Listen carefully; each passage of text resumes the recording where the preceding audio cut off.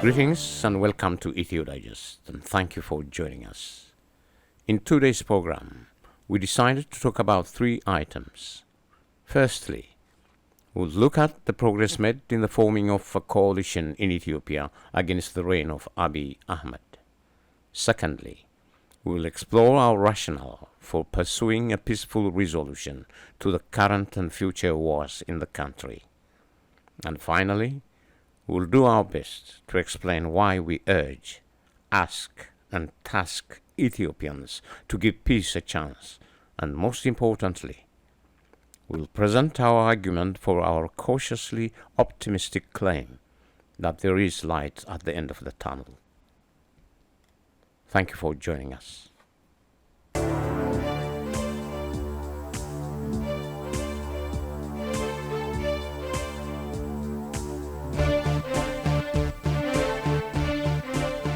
Coalition, a peaceful resolution, and light at the end of the tunnel. Some of the details relating to the formation of this historic alliance and how this alliance plans to achieve its primary objective are expected to surface anytime soon. With this in mind, and with the full knowledge of the decisions to resort to war by all parties, we are inclined to believe there is still a chance for peace. Let's explain why we remain confident in the possibility of peace and what we mean by a light at the end of the tunnel. Thank you for staying with us.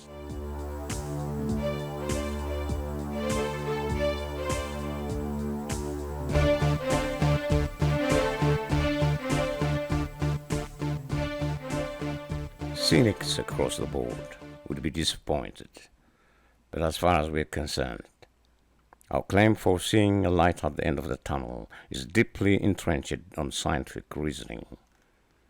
Our unwavering conviction to promote this quest for peace and justice, and our advice to Ethiopians who are suffering under this evil empire to step up to the plate and turn this uncommon and rare and historic moment and this once-in-a-lifetime opportunity to realize their freedom, and our call to Ethiopians across the globe and the international community at large to play a role in preventing this senseless and completely avoidable man-made catastrophe, we believe is our duty and the duty of every other Ethiopian.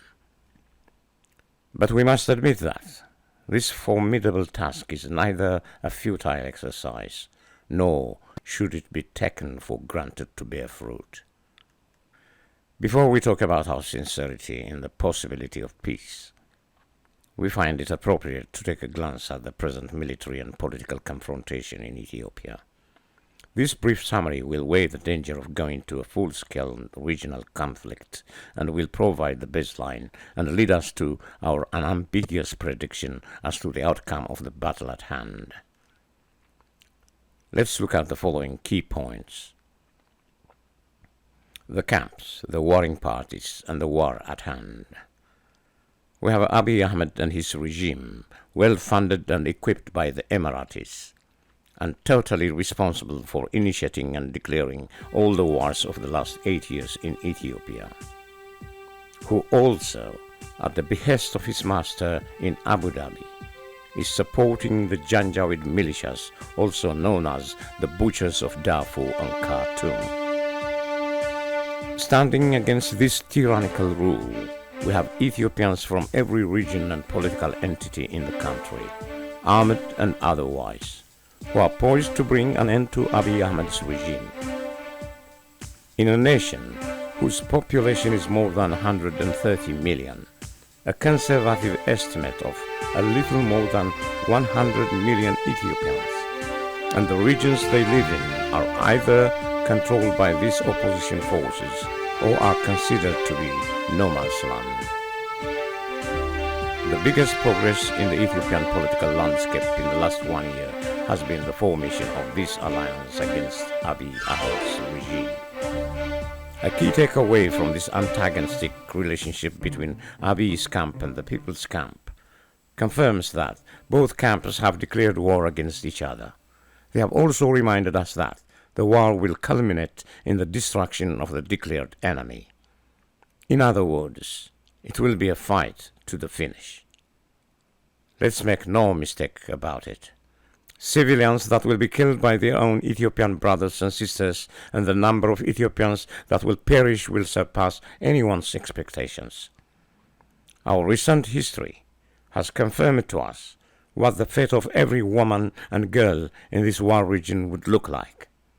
And for Abiy Ahmed and company, who deliberately kept 7 million Amhara children out of school, one can imagine the fate of women and girls across the killing fields of the Amhara, Tigray, Benishangul Gumuz, Oromia, and Afar regions.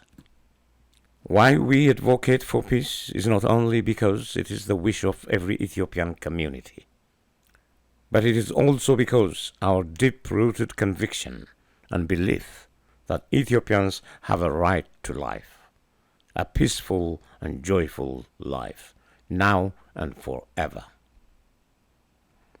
Our other reason to advocate for peace is also based on an unbiased analysis and situation on the ground, and in believing that a peaceful resolution to the wars that are taking place now and the wars that are to come in our new future is possible. Our pleading for peace does not come from the fear of Ethiopians losing this battle. No. It originates from averting this man-made catastrophe by whatever means necessary. However, we also believe that this is only possible if the powers that can make this happen have the desire and will to carry out this formidable task. Therefore, the struggle of Ethiopians for freedom must invest its resources in convincing these powers that it is only humane to stop a perpetual genocidal war carried out by Abiy Ahmed Ali. Knowing full well that the ultimate outcome of the people-led struggle to be the people's victory, the heavyweights around the globe, especially in the West, who claim to be champions and guardians of democracy, should take no time to act in concert and avert the existing and looming death, destruction, and humanitarian crisis. In the final analysis, either way we go, peaceful or otherwise, there is light at the end of the tunnel. Our choice happens to be the people's choice, a peaceful resolution. We will not dignify Abiy Ahmed Ali and accept him as a sensible human being and ask him to accept these terms. That would be a rather futile exercise. Unfortunately, it is up to the powers of the planet to book Abiy Ahmed's last flight to Dubai and allow the beginning of a peaceful transitional process. But if that possibility is diluted by another round of fake negotiations led by the same cutthroat criminals and small-time crooks, the cost of freedom would be unimaginable. One thing is certain, though. There is light at the end of the tunnel. Ethiopians will prevail. After this unpleasant and brief reminder, we feel obligated to explain where our optimism comes from. No other item enjoys the support of the overwhelming number of Ethiopians as much as the formal agreement and the resolution to prioritize the removal of Abiy Ahmed as an initial and obligatory major step. This bold and revolutionary alliance of all Ethiopians against the current regime is what is rattling Arat Kilo, to the point that it became almost impossible to decipher any meaning or substance from the digital militia led by the Joseph Goebbels of the Prosperity Party, namely Dr. Daniel Kibret. Just look at Bacha Debele and Getachew Reda, two individuals who wouldn't pass a sobriety test any time of day or any day of the week. Or Brahanu Jula, wouldn't pass any test anyway. But this alliance has settled a very cumbersome and derogatory issue. It confirmed to the world that the discussion of whether or not to topple this tyrannical regime is over. The current phase of the people's struggle for freedom, justice, and peace has comfortably transitioned to an entirely different realm. It is time to implement the decision. And this, ladies and gentlemen, means one thing and one thing only. Once and for all, Ethiopians will do away with tyranny. Here is our icing on the cake. Whether Abiy Ahmed wants to handle this amicably or wants to resume his genocidal campaign will not have the slightest effect on the singular goal and the inevitable outcome: the liberation of the nation. In other words, what we are saying is, there is light at the end of the tunnel. This initial step toward saving and liberating the nation is the first of the 3 stages of the war of liberation. This ousting of the despot is coupled with the silencing of the guns and the return to law and order. This realization of peace across the land will pave the way towards a transitional process and government that is inclusive, democratic, and transparent. But we also see the need to direct our attention to those among us who failed to come to terms with the objective reality and are immersed in the sea of cynicism. For skeptics who do not see this opportune moment and the possibility of this historic transition out of tyranny, we have a very amicable Platonic advice. The only thing they need to fear should be fear itself. Lack of confidence in oneself and the absence of one's will to stand up for justice and truth, and one's inferiority complex could probably be some of the reasons for the emergence of this cynical rubbish. The fallacies of fear in this regard include the overlooking of the commitment and resolve of the fighting forces to bring a systemic change that honors and respects each and every human being. To begin to believe that any of the fighting forces who have paid dearly for their respected people and cause would deal with anyone who undermines their cause and their rightful participation in the process. To begin to doubt the integrity and wisdom of the liberation forces on the front lines and expect them to compromise their people's interest is, to say the least, quite insulting. It is insulting to the fighters on the ground, and it is also insulting to the people they represent, only because it implies that people will accept whatever is thrown at them. Ladies and gentlemen, this will not do. This will not do.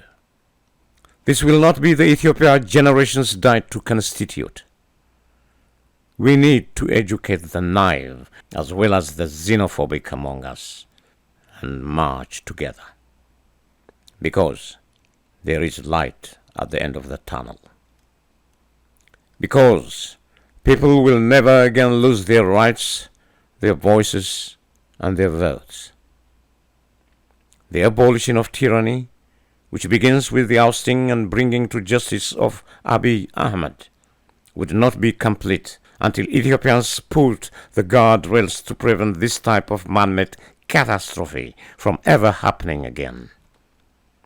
Without this coalition of the willing, and without constituting a democratic and inclusive, a peaceful and sovereign and free nation, it would of course be foolhardy to think that this historical moment will serve its purpose.